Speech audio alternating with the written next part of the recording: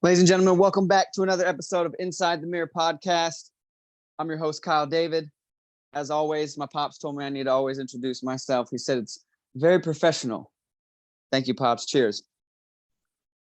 Welcome back to another episode of Inside the Mirror podcast. Today, I'm just going to be streaming some thoughts about sacrifice.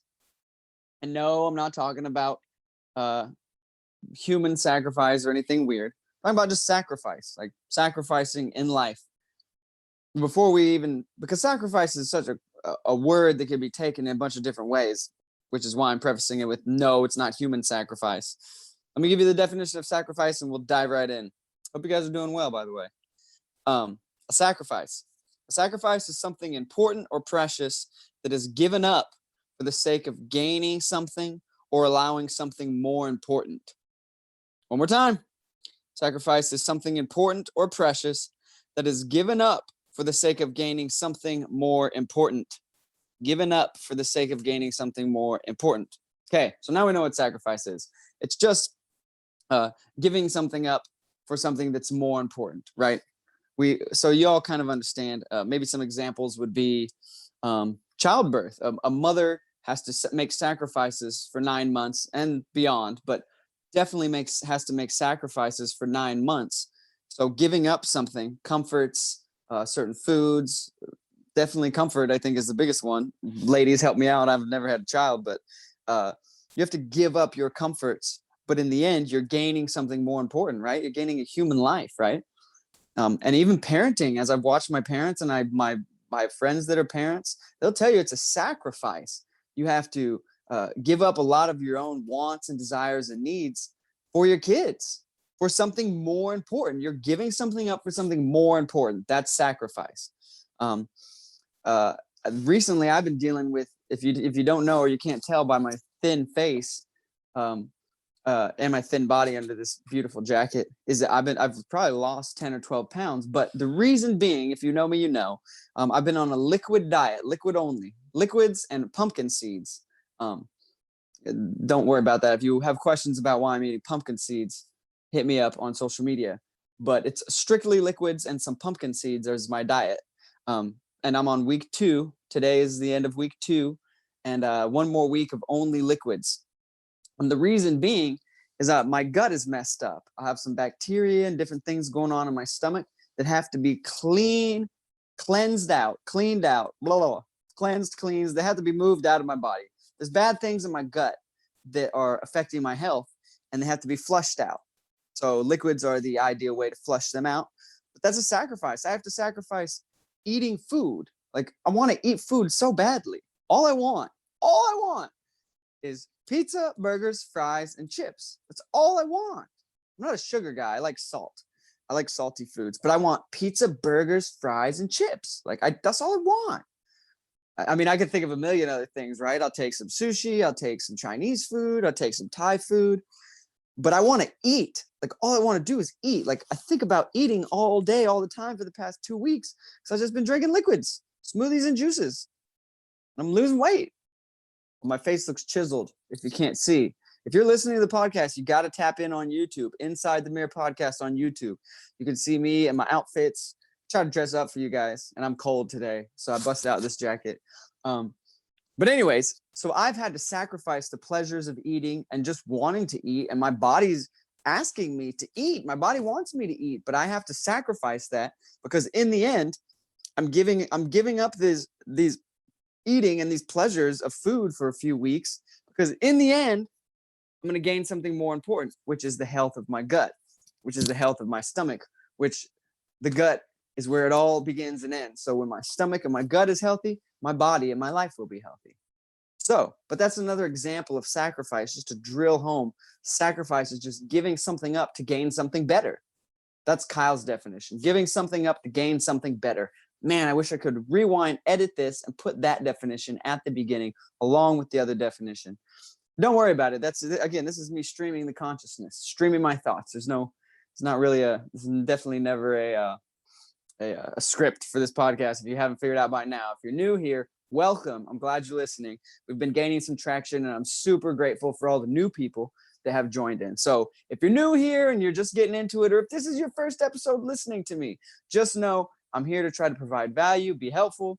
But I stream thought. There's no script to this podcast. There never will be. I like to stream my thoughts, my opinions, my ideas, things that I think are helpful and can contribute to you living a happy, healthy life.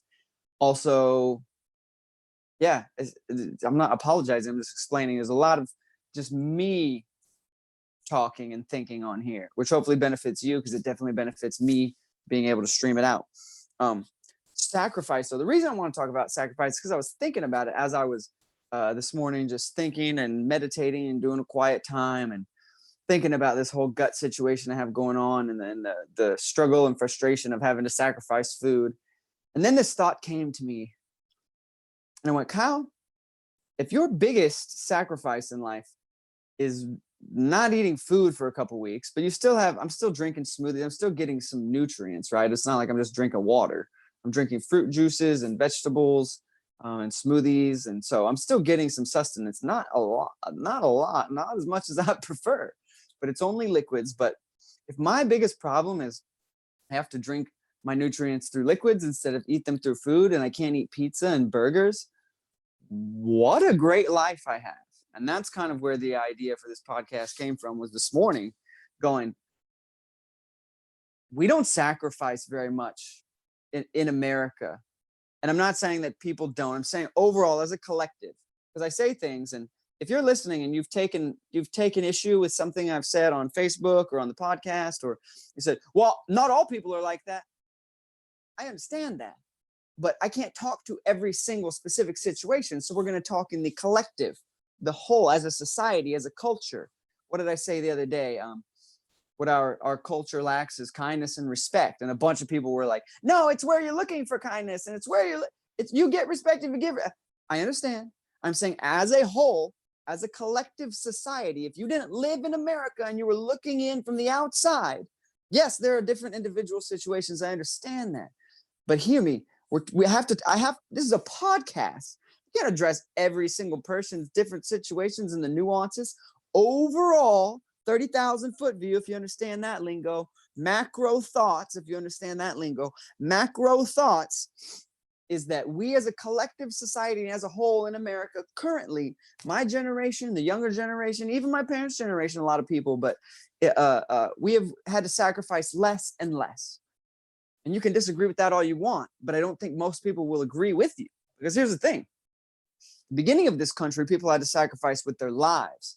I'm not going to go into the cycle of an empire, but if you want to go Google or whatever you use and go look up the cycle of an empire and how they fall, we begin. I'm not going to go into it. But anyways, at the beginning of our nation, there was sacrifice, bloodshed. People had to sacrifice their lives for the greater good, for something more important, which was building a nation. And over years, people have sacrificed so much. Even in the 60s, the civil rights movement, MLK literally got shot and killed for something greater, right? For civil rights, for equality between blacks and whites. And now here, though, in 2020 and 2021, and even just our generation, we haven't had to sacrifice a lot, guys. We've lived through the most prosperous economic boom in history, right? In modern history, if you want to put it that way. Most prosperous financial economic times in modern history. And we have been the most prosperous nation in the most prosperous time in modern history.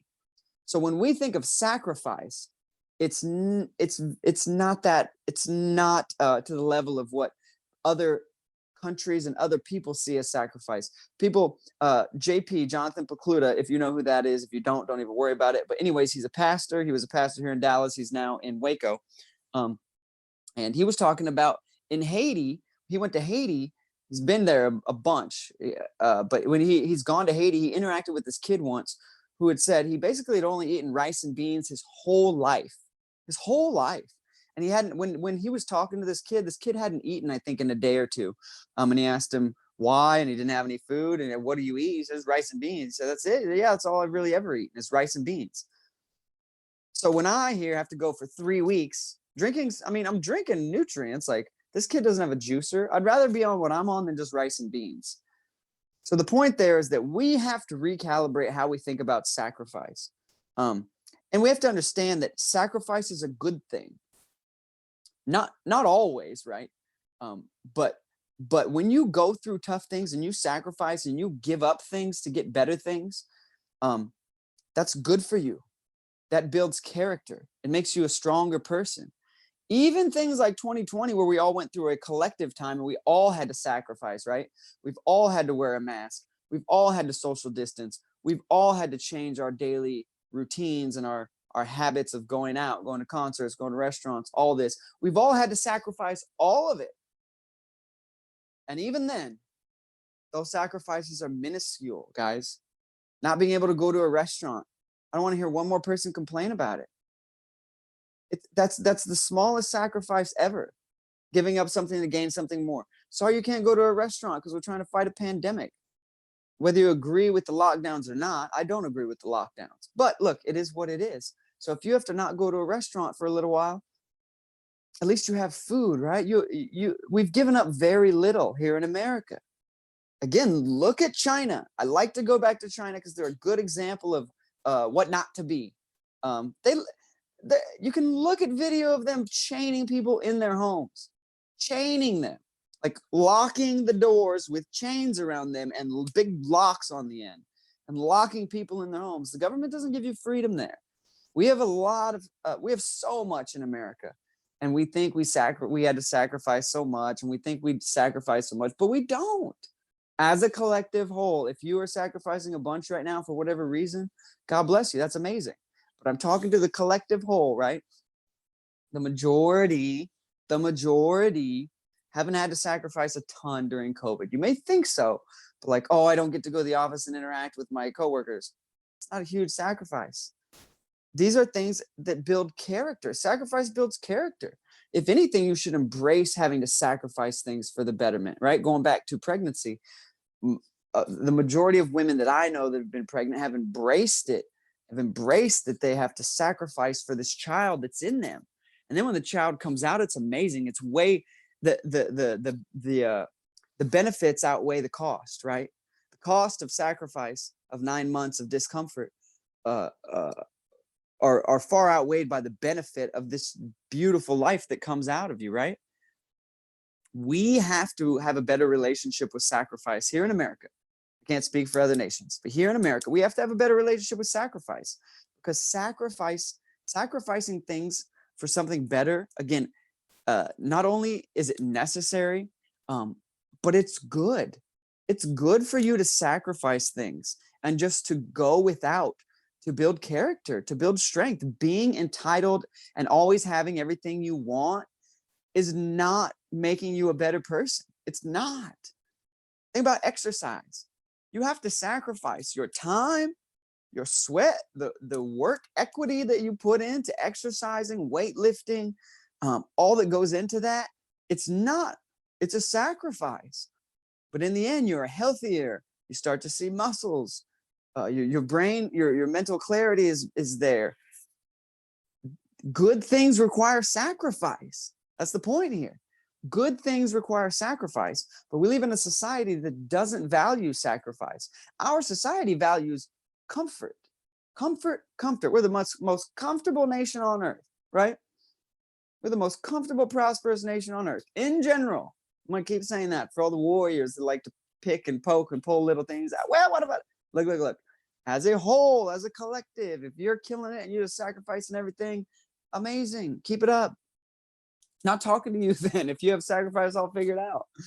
But it builds character. It builds strength. It makes you a better person when you embrace sacrifice and you learn to implement sacrifices in your life. Like something that I've implemented in my life in the past 10 months, yeah, is fasting. Not having to do with the health issue I'm having right now, but just as a lifestyle ritual or routine is a monthly fast. Once a month. It's not a big deal. Once a month for 1 day, I intake no food. I only drink water for 1 day. 1 day a month for 24 hours. I only drink water. I have nothing else. I put nothing else in my body for 24 hours. And people are like, man, that's, and people, even when it comes to this health situation I am having, and I've talked to people who see me getting thinner because I've been drinking only liquids for 2 weeks and I'm on to a third week. We're doing week 3. People are like, I could never do that. And so that's added to my desire to talk about this sacrifice thing. Because in my head, I'm going, you could never just not chew foods and just drink them instead. Like that's not that hard. I mean, mentally there's some challenge there, but good. Sharpening makes you sharper. Sharpening makes you sharper. When you do things that are difficult, they make you better, especially when it's your choice. When you choose, like I do, once a month, it's not a huge deal to go for 24 hours drinking only water. Because during those 24 hours, my desires for comfort and things have to dissipate because I have to deny myself comfort. But in the end, I feel good. I feel accomplished. My mind is clear. My body has been able to not have to process food. So all the blood has been circulating properly. My brain has been getting plenty of blood and oxygen through my blood. And my body has, and my digestive tract, my internals have had time to rest for 24 hours. And it's amazing. You should try it. You should try to fast for a day and only drink water. It's not that crazy. But I guess what I'll say here is that all the responses I've been getting as I interact with people about the cleanse / diet of liquids only that I'm on for these 3 weeks, and it's going to be an extended, then I'll add in a few soft foods. So it's going to be about 2 months of very soft foods and liquids. And people are like, I could never do that. And I hate to hear that. It makes me sad. Like, you could never do that? That's not even a difficult thing. That's not even a difficult thing. I mean, you're still getting nutrients, you're alive. If you can't even do that, what else can we not do? That's such a limiting mindset. And I guess that's maybe what I'm trying to get at here, is that because we're so comfortable in this country and because we don't have to sacrifice very much, it makes us weak, right? And I know people aren't going to like that, but it makes us weak. Not having everything you need makes you weak because you never have to go and struggle. And just like when you work out, you have to tear your muscles to repair them. That's a sacrifice, right? You have to endure the pain, but again, you get something more important in return, the muscle. But when we don't put ourselves through struggles, when we don't sacrifice, when we always have everything we ever wanted and needed, we don't become stronger people. No bodybuilder became a bodybuilder through comfort. That's just not how it works. And I think that's what I'm getting at is I continue to hear people talk about how, oh, I could never do that, or I wouldn't even try that. And I'm like, what's going to happen when we really have something crazy happen? Like, what if there is a World War III and some of us have to go fight overseas? I got buddies who fought in Afghanistan twice, 2 deployments to Afghanistan. No, I'm sorry. They served 2 full terms, so 8 years. 2 of my buddies were Marines, and they served 8 years, mostly in Iraq and Afghanistan, the majority in Afghanistan for one of them. They were deployed the majority of their 8 years. Those men know sacrifice. Shout out to my boys Tyler and Danny. Love you guys. Thank you for your sacrifice. That's sacrifice. The things they've seen, the people that couldn't drink smoothies for 2 weeks would not be able to stomach what these men went through, what they saw over there in war. And we're over here not able to go to the gym a few days a week, not able to go on walks, just limiting ourselves. I could never do that. Stop saying that. Stop saying that. I could never do that. Yes, you can. What would be the difference between you and me going on a liquid diet for 3 weeks and you who couldn't do it? What's the difference? Our minds. I know I can do it.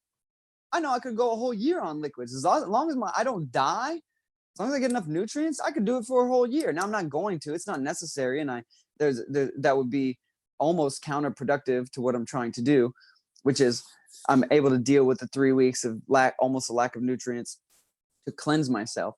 But it's a mental game, guys. Life is a game lived in the mind. Your life is lived in your mind, and then you see it in the physical. But your life is lived in your mind. The way you live your life, it all happens up here before it comes out here. And if you don't know where up here, what I'm pointing at, you got to watch on YouTube, listeners, on Apple. Get on YouTube, Inside the Mirror podcast. You could see my outfits and see where I point and my mannerisms and me going crazy with the hands. But that's where I'm at is I'm just shocked at and I guess I shouldn't be shocked. And I don't want to talk down to people because again, I've lived a decently comfortable life, but I choose to put myself in uncomfortable positions. Not to pat myself on the back, just hopefully encourage you guys.